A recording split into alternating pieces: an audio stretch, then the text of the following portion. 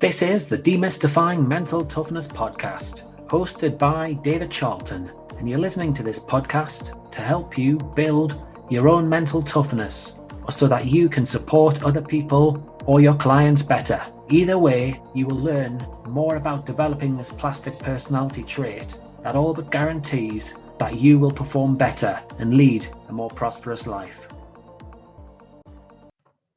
Being comfortable in your own skin as a teenager, as a youngster, can be difficult. Why? Well, it's an age when you're getting to know yourself. Your brain is still developing. You have that sense of immaturity. Let's face it, it takes till you're around 30 years old for your brain to be fully developed. So you find regulating your emotions tough. You can be easily influenced by others. You're becoming more and more aware of other people and their thoughts and their opinions, which can cause some challenges. Often as a youngster, your perspective, your view of reality is questionable. You've got a lot to cope with as a youngster too. In your teens, yes, you're beginning to form this view of the world, but you're going through hormonal changes, physical changes, growth spurts. Life as a youngster certainly isn't straightforward. So this episode, it's part 4 of being comfortable in your own skin. And it's all about helping youngsters, helping teenagers navigate some of these muddy waters so that they grow up to be more comfortable in their own skin. And I'll be going through a series of exercises, sharing some practical tips and aim to challenge your thinking. It's certainly an episode really for parents and for coaches. Let's face it, often at times, children, youngsters can make many false assumptions that can be very unrealistic in their expectations and drive us parents and coaches crazy at times, defying logic. But there are reasons for this. And the result can be a youngster who goes on to lack confidence and self-esteem. So this episode is all about that and all about trying to help you, the listener. So firstly, I'd like you to consider, in fact, you might even want to get a pen and paper out here. What type of behaviours would you like your child or your young athletes, if you're a coach, to exhibit?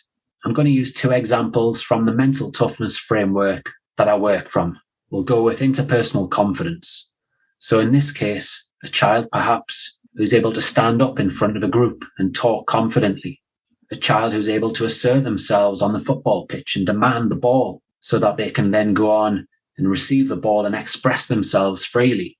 Perhaps a child who's curious, who questions things, perhaps their coach and their parents even, whilst showing some respect. As well, it might be a child who has confidence in their ability to see a pass or a shot and then go on to execute it without any fear. That fear of failure, of making mistakes. So my question to you as a coach or a parent, if you'd like the child or the youngsters to exhibit these types of behaviours that I've mentioned, do the way that you communicate, is the way that you present yourself, your body language, is the way that you manage your state and your emotions when you're stressed. Are all of these in line? Do these sync up with what you're hoping that the youngster is going to grow into?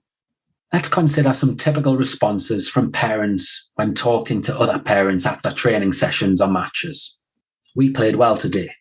We had a great session training together last night, so we're well prepared for today's training. I can't believe Max missed that open goal. Sam missed a really short putt on the 14th. That's going to cost him the match. What is it that you notice from these statements? Is it actually clear who was playing? I'm not so sure. Then there's the response of what were you thinking when you drifted out of the game? When Johnny made that mistake, when your team went 2-0 down, you started hiding.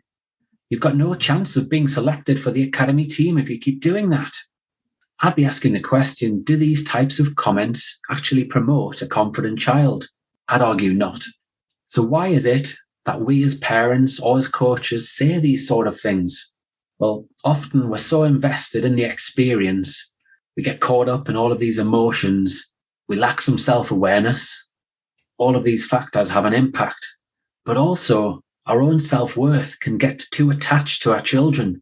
Certainly our children or the team's success or failure. We feel like a failure.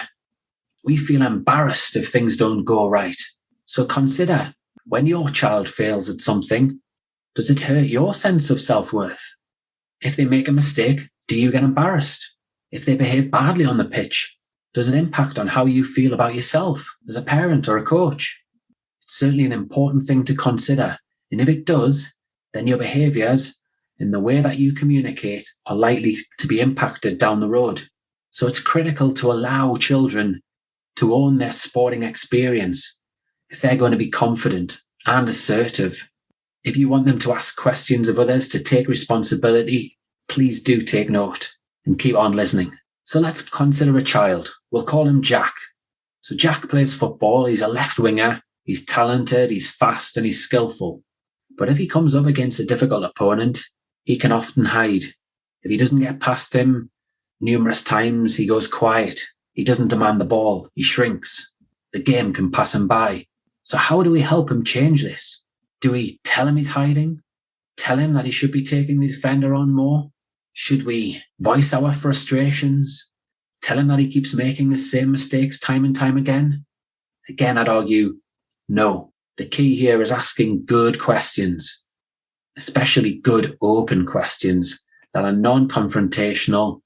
These can have a big bearing on behaviour change and really help youngsters like Jack feel safer and then actively find ways to improve and stop making the same mistakes time and time again.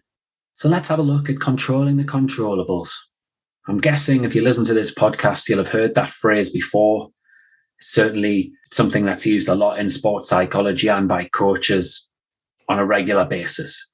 So controlling the controllables. I'm going to highlight some questions that you should consider asking regularly if you want to help your child feel more confident. So we're going to consider your role as a parent or a coach when your child or the team of youngsters are playing a match. So in that situation, what can you not control? I'd expect you to say, as a parent or a coach, my child or the young athlete's emotions, the result or the results, the scoreboard, the youngster's focus, the child's motivation, energy, behaviours, their performance. And the same goes for the opposition's emotions, focus, motivation, etc. So the next question, what is under your control as the parent or the coach? I'd say it's your body language, your attitude, the tone of your voice, what you choose to focus on, what you choose to communicate out of your mouth and by your actions, whether you ask questions or accuse them of certain things. Now let's think about the child's perspective in all of this. So what can the child not control? That's the next question. Your behaviour as a parent or a coach? Most definitely not. The scoreboard, whether the child is winning or losing, the weather, the size or the quality of their opponents, the behaviours of their opponents, the referee or official's decisions, what other people think of them. They're all factors that are outside of the child's control. And this is important for you as a parent or a coach to appreciate. Now let's think about what is under the control of the child. So their own body language, their attitude, how they react to different outcomes, good or bad, perhaps mistakes, their habits, as in drinking, eating, training habits, the goals that they choose to focus on, any pre-shot routines or post-shot routines that they have. Those are all things that are under the child's control. So why is this so important, this considering the controllables? Well, there's no point as a parent, a coach, or as a youngster wasting time placing too much attention on things that are out of your control. It's a complete waste of time, energy, and emotion, and can have a huge bearing on our feeling of self-worth. If we choose to focus on the wrong things, and as a parent or a coach, it can have a huge bearing on our feeling of self-worth if we focus on the wrong things, which in turn will impact on the way that we do communicate with the child or the young athletes. So now I'm hoping that you can see the value in focusing on the process. I and many sports psychologists mention this word process an awful lot. It's been talked about on the podcast numerous times. So in your case, as a parent or coach, what is your process? And if you don't have one, when you watch your child, I'd like you to consider this and really look at changing this right now. The process, well, It should incorporate things that we've talked about when addressing the question, what is under my control? Your process should be connected to your body language, to your attitude, the tone of your voice, what you choose to focus on, what you communicate, whether you ask questions, good questions or not. It links very closely to how you manage your emotions and your state. So let's be honest, this is all centered around being self-aware, which again, I talk about a lot too. So now let's think about your role as the parent or the coach in instilling a process in your child or in your young athletes.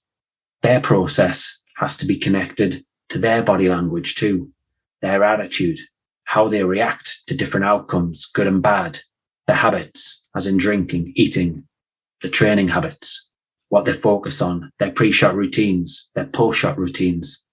They're all part of the process for a youngster. So if you're looking to develop a process-driven child who's confident in their own ability, with a high level of interpersonal confidence, this exercise, looking at controlling the controllables, and these questions we've discussed are so important. You'll note that these process-driven factors are linked to internal factors, therefore intrinsic motivation. This is where we do something for the love of it, because it's something that's under our control. It's not driven by external factors, the scoreboard, trophies, money, beating others, etc. And gaining a balance between intrinsic and extrinsic factors is vital for success in any field. So really, the conversations that you have need to have a nice balance to them. Try not to get stuck on thinking about the scoreboard, about the wins, the trophies, when you are discussing things with your children and with your young athletes. The ability to be aware of the scoreboard, yet park it to one side and focus on the process is gold dust and should be encouraged. And you can cement this by actively setting simple process goals with your child or your youngsters in training or in matches. This is certainly what I encourage. Something as simple as rating yourself, or rating the youngster can rate themselves, and as a parent or a coach, you can rate them too for their effort levels or for how they reacted or bounced back from a mistake or an error. They could be the goals. It's as simple as that. And it really can be powerful and switch their mindset over time. Now, I hope you've enjoyed this episode today. If you would like to chat about it or would like to discuss how we as a team could support your child or your young team, please do get in touch. It's a big part of our work right now. We've had a number of success stories recently. Until next week, remember, look to place your attention on what you can control and focus on the process, and you'll be just fine. If you enjoyed this episode of the Demystifying Mental Toughness podcast with David Charlton, do check out my website, sport-excellence.co.uk, and my online sports psychology resources. The Sport-Excellence website has essential resources for anyone looking to build their own mental toughness or the mental toughness of their athletes or teams, or if you want to achieve peak performance more often or optimal functioning. The Sport Excellence website has everything you need to keep moving forward and thrive. So go on, head over to sport-excellence.co.uk to find out more.